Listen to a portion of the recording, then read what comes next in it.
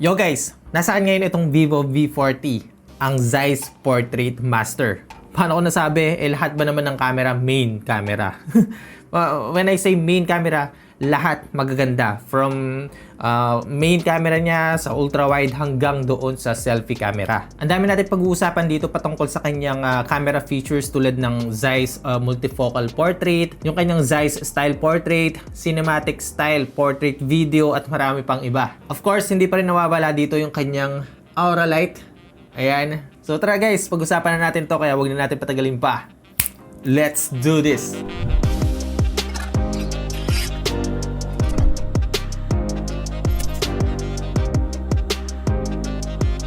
What's up guys? Ako nga pala si Poy and welcome back sa channel. So, simulan na natin guys itong video na to sa pinaka main highlight ng phone na to, yung kanyang camera. Para sa camera setup nito guys, meron siyang 50 megapixel Zeiss na may OIS, 50 megapixel Zeiss ultra-wide camera, at meron din siyang 50 megapixel Zeiss selfie camera. Grabe yung offer ng Vivo sa atin ngayon. This time lahat ng camera na nandito ay meron siyang Zeiss Optics, which is, yeah, for me is good. Isa-isayin natin yung pwedeng i-offer sa atin itong Vivo V40. Una sa lahat, yung kanyang color system. Meron tayong tatlo guys. Meron siyang vivid, textured, and natural, which is yun yung Zeiss. As you can see dyan sa sample na yan, meron tayong same subject, meron tayong same angle, pero iba't iba yung color nila, no? So, yan yung color system na meron dito sa V40. So, depende na lang sa inyo or sa scenario kung ano yung magandang gamitin, no? Pero para sa akin, guys, mas na-appreciate ko yung pinaka-natural look, which is yung Zeiss Natural. Next naman, pagdating sa video recording,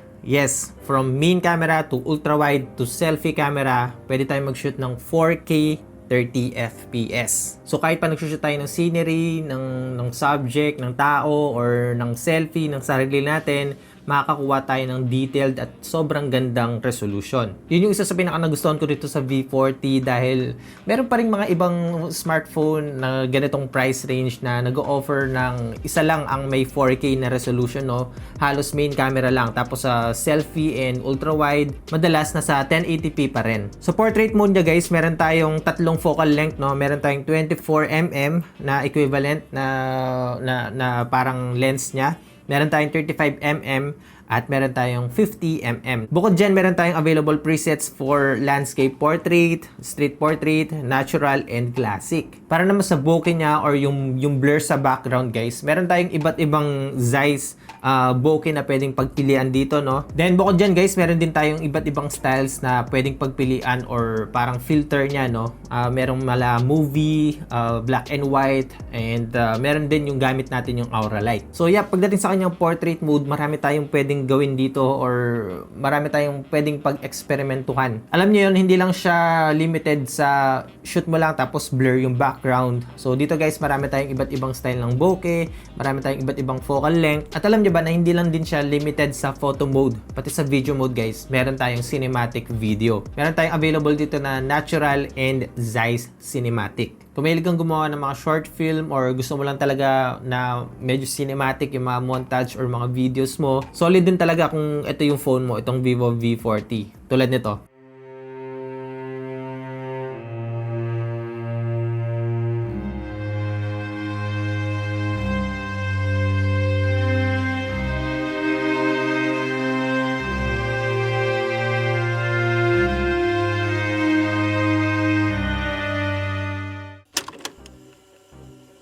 Now, usapang AI naman, syempre hindi magpapatalo itong Vivo V40. Unahin natin sa AI group portrait. Now, para dito naman guys, kahit sa main, ultra-wide or sa selfie camera, meron siyang AI technology na ginagamit wherein lahat ng mukha ng kinukuhanan mo or subject very clear. Next AI feature na meron dito guys ay nandito sa kanyang aura light. Meron itong tinatawag na AI 3D Studio Lighting. Ito naman guys, ang ginagawa naman nito ina-analyze niya yung mukha ng subject. Kumbaga parang binabalance niya yung fill light na makakatulong naman na mas mag-focus doon sa subject, no? Lalo na nga guys sa low light condition. Very useful pa rin sa akin talaga itong aura light, lalo na meron na siyang AI, no? And as you can see guys, diyan sa mga samples na pinapakita ko sa inyo, yung without aura light and with, talagang napakalayo ng difference nila. Lalo na nga sa low light condition. At yung isang AI feature na paborito ko talaga dito ay yung AI eraser. Guys, talagang Solid yung before and after nito kapag natapos na, no? As in, pati yung mga parang medyo critical or yung mahirap tanggalin na subject, kaya niyang gawin dito sa Vivo V40. Kung makikita nyo dyan guys, after natin mabura lahat ng unnecessary subject, talagang sobrang linis na, no? Lalo na yung mga part na to, talagang mahirap tanggalin yung mga subject kung kukuha tayo ng photo. So dito na papasok yung AI eraser na talagang magagamit mo siya sa ganitong scenario. So yeah, overall guys, solid na camera system ang meron dito sa Vivo V40. Kung gusto mong mag-vlog, magagamit mo lahat ng camera nito sa front, sa main camera at sa ultra wide dahil naka 4K na siya, 30 fps na resolution. Hindi lang yan guys, kasi sobrang ganda rin talaga ng naka-capture nito, no? And nakatulong din yung kanyang OIS para alam niyo yun, kung medyo blurry or madalas shaky yung kamay natin, talagang makakatulong yun para matanggal, no, or maless yung blurry ng photos. Pagdating sa low light, wala tayong magiging problema dyan dahil meron siyang aura light. And yep, sobrang satisfied ako sa mga samples na nakuha ko dito. Now, hindi lang naman camera lang yung pambato nitong Vivo V40. Marami pa, tulad ng kanyang display. Sa display nito, meron siyang 6.78-inch screen size na may Full HD Plus resolution at curved AMOLED panel. Meron siyang 120Hz refresh rate at local peak brightness na umahabot hanggang 4,500 nits. The display is vibrant and punchy, no? Litaw na litaw yung kulay, black is black, and then very good yung resolution niya. Sa panonood, may enjoy mo dito yung Netflix and other streaming platform dahil naka widevine L1 siya. May enjoy mo dito talaga yung panonood maging sa pakikinig ng music dahil naka dual stereo speakers na rin ito. So kahit hindi ka na gumamit ng earphones or speaker, dito pa lang sa speaker nito guys, may enjoy mo na. Next naman yung kanyang performance. So para dito sa Vivo V40, naka Qualcomm Snapdragon 7 Gen 3 na siya. Meron siyang up to 12 gigs of RAM and up to 12 gigs of extended RAM at storage na hanggang 512 gigs. Ito, dito talaga ako natuwa kasi sa nipis nito guys, ay tignan nyo naman, ayan, sa nipis nito, meron siyang 5,500 mAh battery na supported ng 80 watts na fast charging. Hindi ko alam kung paano nagagawa ng Vivo to, pero kudos sa inyo guys kasi so ganito kanipis, ganito kagaan na unit, meron siyang huge battery. Nakita nyo naman na almost 800,000 points na nakuha natin sa Antutu. So may idea na kayo kung paano yung performance itong Vivo V40. Kung gusto nyo naman malaman yung performance nito sa gaming, tinest ko siya ng mabilisan sa COD Mobile at sa Wuthering Waves.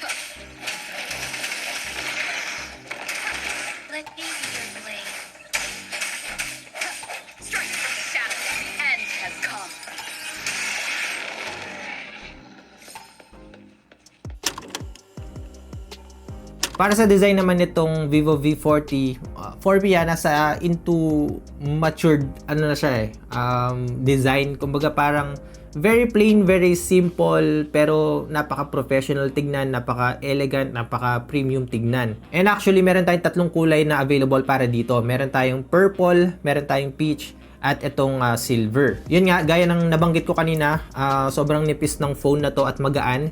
Kaya napaka-komportabling hawakan at nakatulong din yung kanyang curve back panel dito na symmetric naman sa kanyang screen, no? Maganda siyang nakikita. Alright, that's it guys for today's video. Ito po ang Vivo V40. Solid kung nagustuhan talaga dito yung kanyang camera system na lahat magagamit mo. Lalo na, yun nga, may 4K resolution siya sa video recording. Hindi lang yan dahil sobrang ganda rin niya sa portrait mode at yung kanyang mga AI features. Maganda yung overall design, sobrang crispy ng display, performance is good. Battery life guys, grabe, solid yung 5,500 sa ganito kaliit na or kanipis na phone.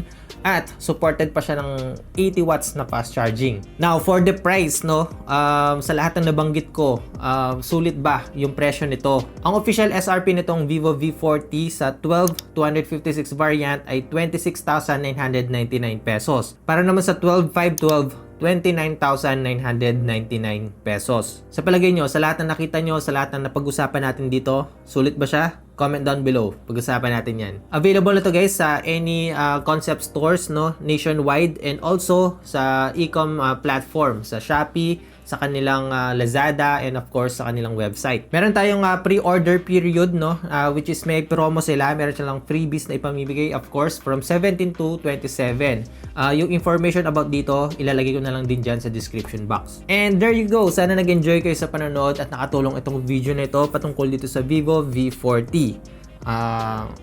Yun na muna. Hanggang dito naman sa ngayon guys. Ako nga pala si Poy, unboxing anything just for you.